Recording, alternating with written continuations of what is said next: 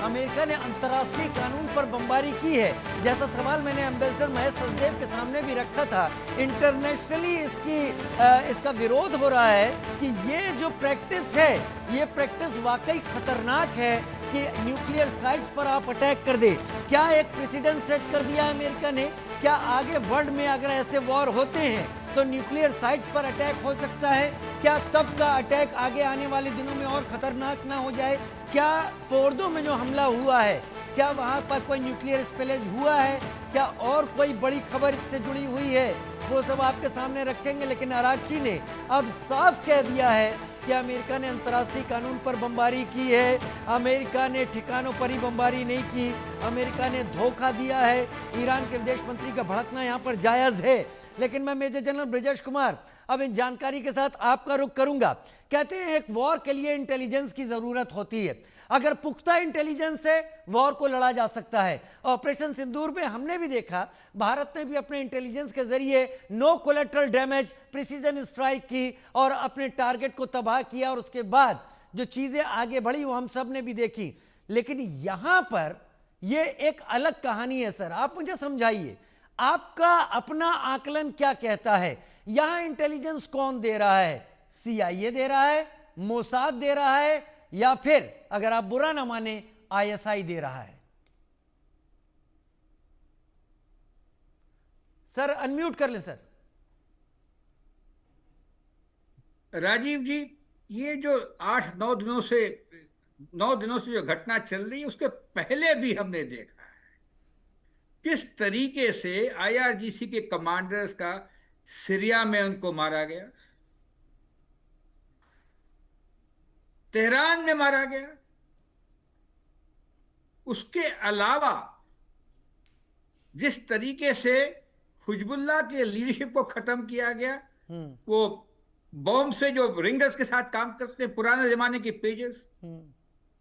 तो मैं ये कहना चाह रहा हूं, और उसके अलावा भी जो प्रिसिशन स्ट्राइक पिछले फ्राइडे इजराइल ने मारी थी इन तीनों जगहों पे और भी सारे न्यूक्लियर ठिकानों पे, इसका मतलब ये है इजराइल कई सालों से इसके ऊपर इन्वेस्ट कर रहा था।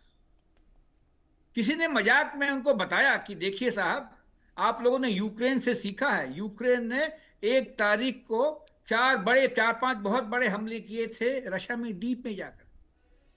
तो इजरायली ने हंस के कहा, साहब हमारी ये जो कार्यक्रम चल रहा है वो 4-5-6 साल से चल रहा है। तो कहने का मतलब ये है, इजराइल की जो मोसाद की जो पकड़ है ह्यूमन इंटेलिजेंस पे, इलेक्ट्रॉनिक इंटेलिजेंस पे, वो बहुत ही अच्छी है। उसके अलावा उनको सहयोग भी मिलता रहा है यूएसए से पूरे आईएसआर कैपेबिलिटीज के ऊपर, that is intelligence, surveillance and reconnaissance, satellite की वजह से हो या उसका की वजह। तो इस तरह के चुन चुन के टारगेट को मारना एक बहुत बड़ी उपलब्धि है आजकल के ज़माने में। Targeted strike, lethal strike without much collateral damage बड़ी अच्छी चीज़ है।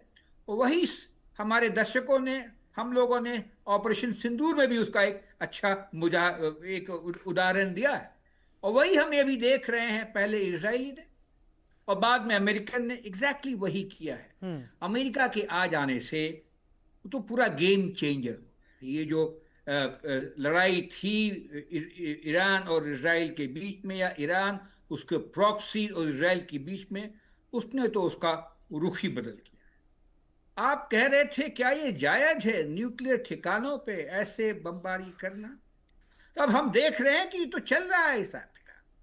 अगर आप देखेंगे जापोरिजिया का जो न्यूक्लियर पावर प्लांट था, रशिया ने कैसे हमला किया, एक दफा नहीं कई दफा किया। कहते एनर्जी इंफ्रास्ट्रक्चर है, हम ये क्रूशल है वॉर एफर्ट के वास्ते। तो वो जो न्यूक्लियर, जो यूएन की जो उपलब्धियां हैं या लिमिटेशंस हैं, वो हर एक वॉर, हर एक नई जगह में वो उसको हम टेस्ट करते हैं, और नए हमको इंस्ट्रूमेंट चाहिए उन सबों को काबू करने के लिए। तो अभी जो हम देख रहे हैं ये बहुत लीथल है, और शायद ये एंड गेम की तरफ जाता हो, क्योंकि अभी जो कैपेबिलिटी है, ईरान क्या कर सकता है? उसने इजराइल में टारगेट्स मारे हैं, वो तो करना है, स्वाभाविक है, पब्लिक का प्रेशर है। उसके अलावा क्या कर सकता है? उनकी जो लीडरशिप तो बहुत ही मुकम्मल है, बहुत पुरानी है, लीडर भी बहुत बुजुर्ग हैं, 86 वर्ष के हैं, कैंसर उनको हो चुका था, उससे बाहर निकल गए, उनका एक हाथ कटा हुआ है, और शुरू में बहुत ही वो कमजोर थे 79-80 में, लेकिन 8 साल ईरान इराक लड़ाई के बाद में उठ के बहुत तगड़े होके आए हैं, स्ट्रांग हैं और बहुत प्रैक्टिकल भी हैं।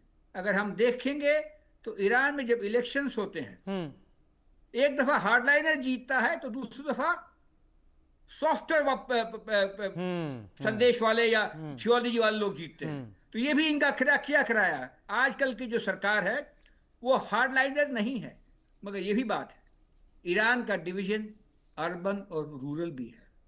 अर्बन एरियाज में सब जितने हैं वो सॉफ्टवेयर वैरायटी के लोग हैं, वो उतना पसंद नहीं करते हैं रिलीजन को या फतवा को या उस तरह का हार्डलाइन। मगर जो गांव में लोग बसते हैं वो बिल्कुल इनके क्या कहते हैं, लेकिन बहुत मेजर जनरल करीब ब्रजेश हैं। कुमार, एक बात यहाँ पर साफ है कि जब इजराइल का हमला होता है तो उसके बाद अर्बन है, रूरल है, सब एक अम्ब्रेला के नीचे आ जाते हैं। बड़ी खबर का रुख करूंगा, रूस दौरे पर ईरान के विदेश मंत्री अरागची जाने वाले हैं। रूस के राष्ट्रपति पुतिन से